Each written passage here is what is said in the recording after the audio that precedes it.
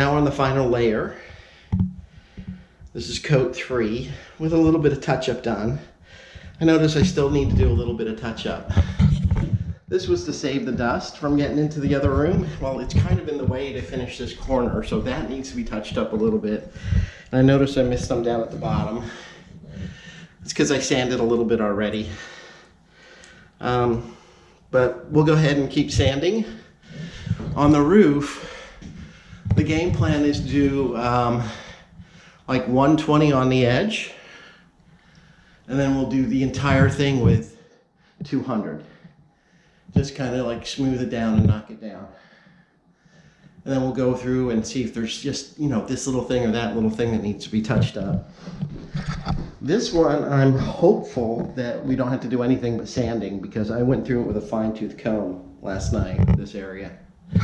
And the back wall, there were tiny little things that need to be fixed. I'll go through and sand them by hand a little bit with one of the blocks, but it doesn't need a whole lot. That shouldn't take more than a couple of minutes to just go through and, like, you know, here's a line that needs to be just sanded down a little bit more.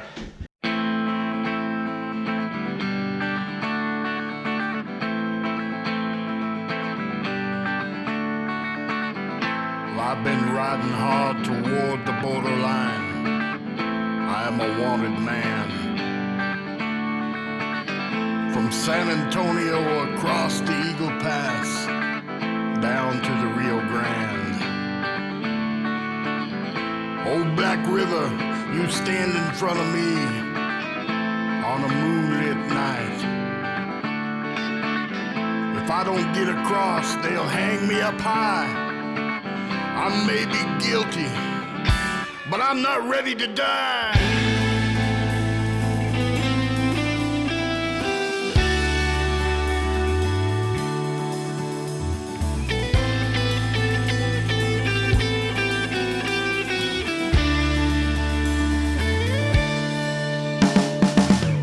For 3 days now I've been running for my life, posse right on my tail. This morning ran my horse into the ground back there along the trail. And it was nightfall when I fell upon the bank along the riverside. No black river so deep and so wide, and I know my freedom lies on the other side.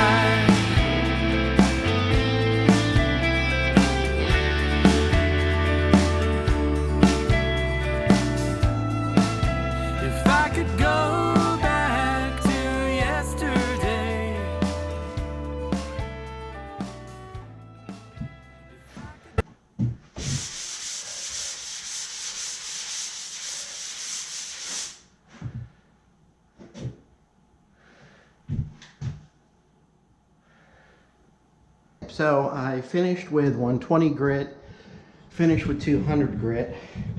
Now I know there might be some issues down here that I'm going to take a look at. There's definitely an issue there that I missed last night. I might do a little bit more right there, but those two pieces need possible touch up. Down there, and also down here, and up here where I've got the dust guard in place. So what I want to do is get this stuff spackled up here first. I'm going to get the fan blowing on it, the heat going, so that the ceiling is done, so I can work on the ceiling paint-wise first tonight. So I'm going to do that, and then I'll work on these corner pieces, take that off, get that done. There's another little closet. I've already done the other little closet. Man, I'm a mess. I've already done the other little closet. And there is a patch where I've got, I think there was a connection to a fire alarm. So there's a big patch hole there. I'm going to patch that as well because I'm painting the master bedroom. So, see you in a few, guys. If I could turn back the time,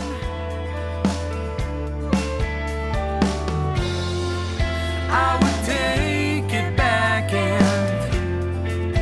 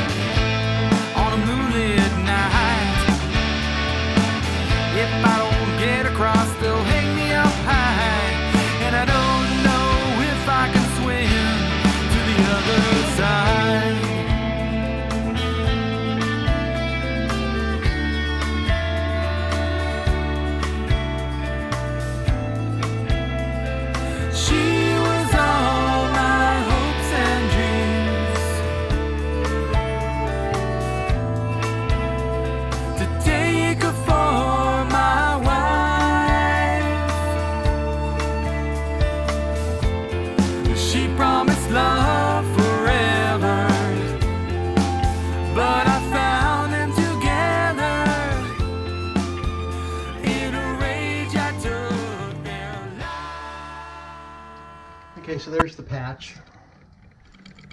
There were a couple holes next to it too, holding up something, but that's just the first layer. I'll knock it down after it dries, do a little bit more, and then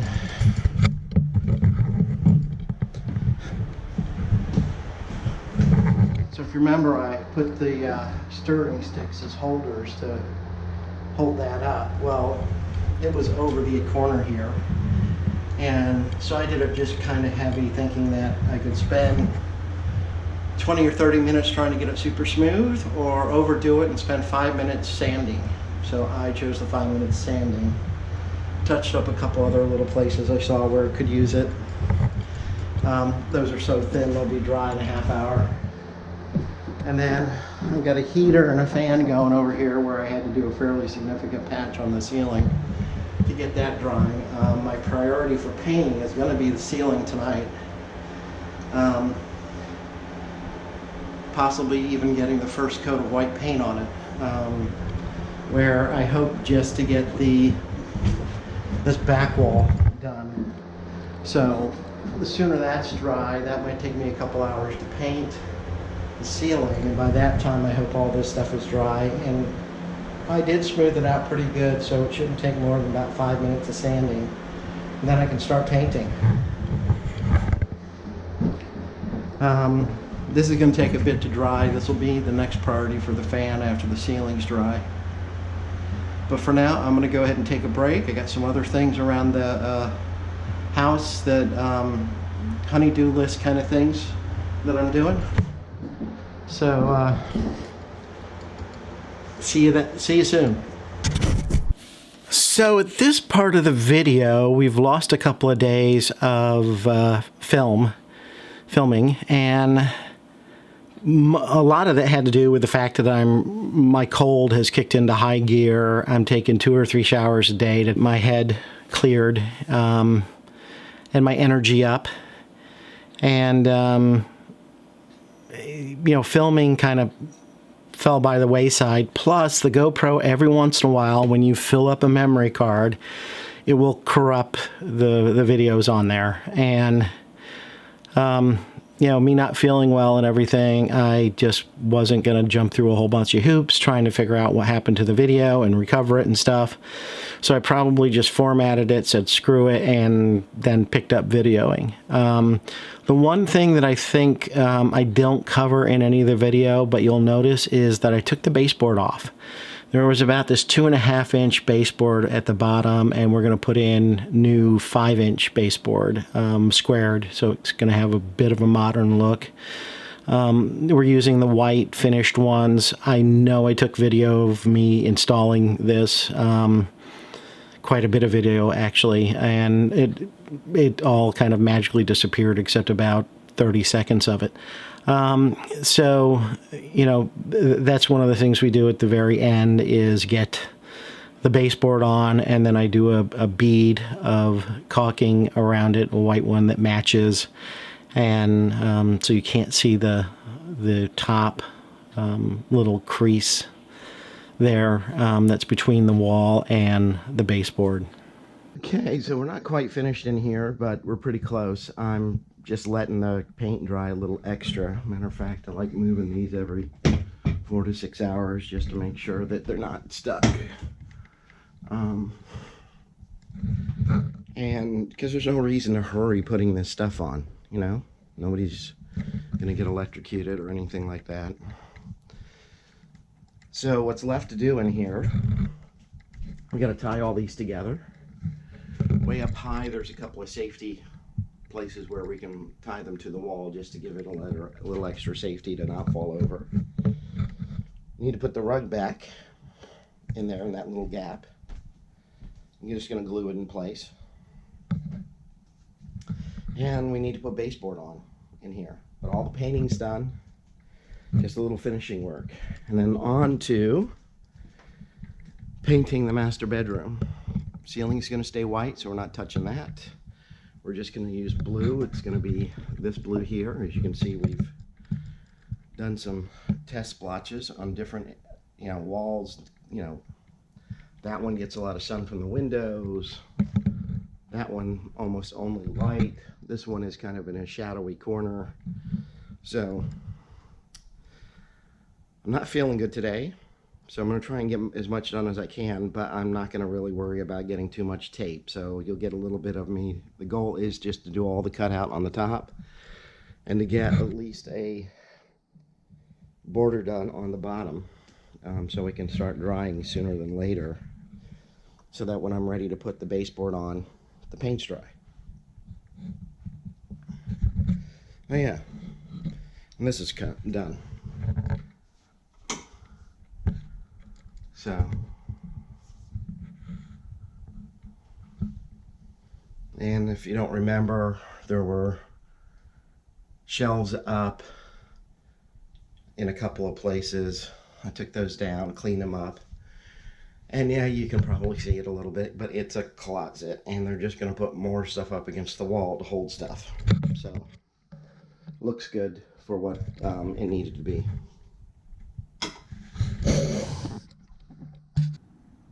So, here's the room painted. One day, coat around noon, and another coat started around 8 o'clock at night. Now, I did the first coat pretty much all by myself, and I had a helper with the second coat, which is why it went so fast. But, yeah, it looks good. Now, this is something I just don't understand why professional painters don't do it too. Is I took off all the faceplates,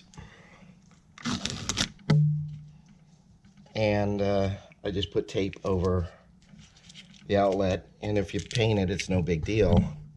That takes about 1 minute per outlet to do, another 30 seconds to put it back on, a minute and a half. There's no way by hand do you do a good job cutting out around that in a minute and a half. I don't care how good you are, and I'm pretty good at it. And I still don't waste my time doing it, because you always screw it up. Just take the cover off, put a piece of tape over it, and you're good to go. I mean, look at this one. I even, you don't have to worry about, being a little aggressive. And look at that, perfect. No paint on it. And there's no paint on the cover, because the cover wasn't there.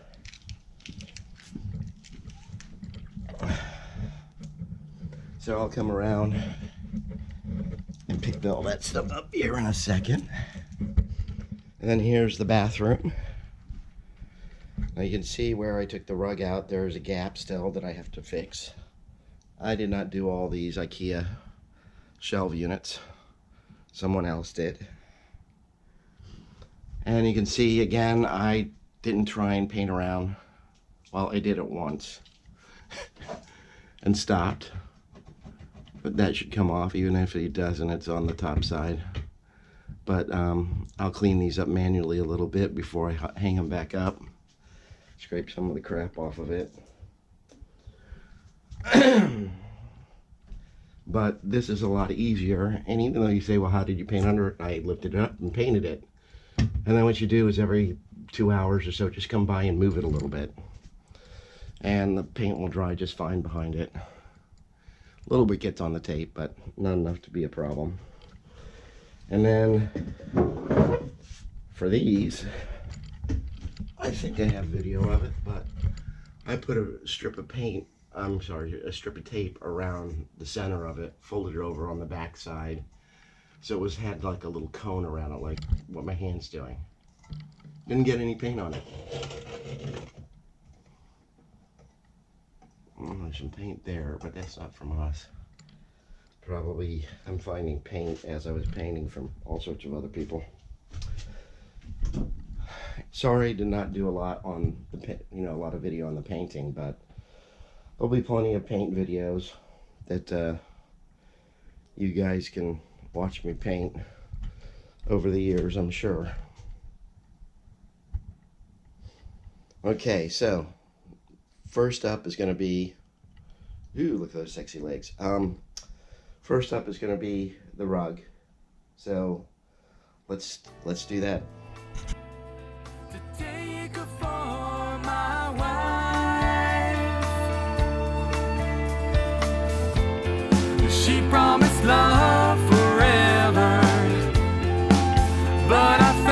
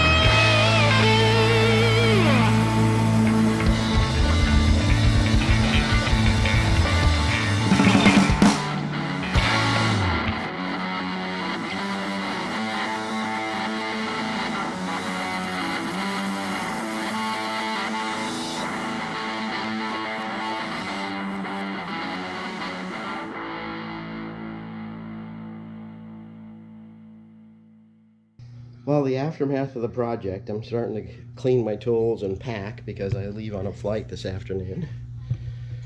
You know, I gotta add an extra day or two, so I'm not in a hurry to get out of here, because what happens, I get these projects going and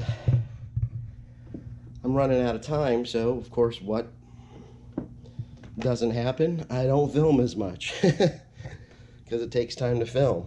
So last thing, yesterday I put these on with a brad nailer, used 1 3/4 inch 18 gauge. They worked fine. The hardest thing is this wall is just not flat. And with the new height, they tended to want to bow out a little bit. Luckily, here in this room, it was no problem to find studs, because I could use the electrical outlets as a starting point and then just measure 16" on center. So the tops are reasonably well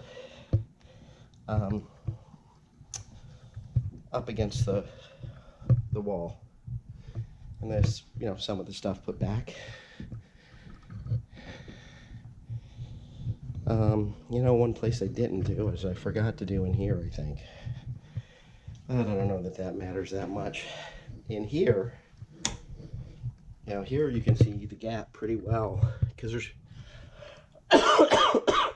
they didn't put the studs in any normal place. I really need to get a Wallabot.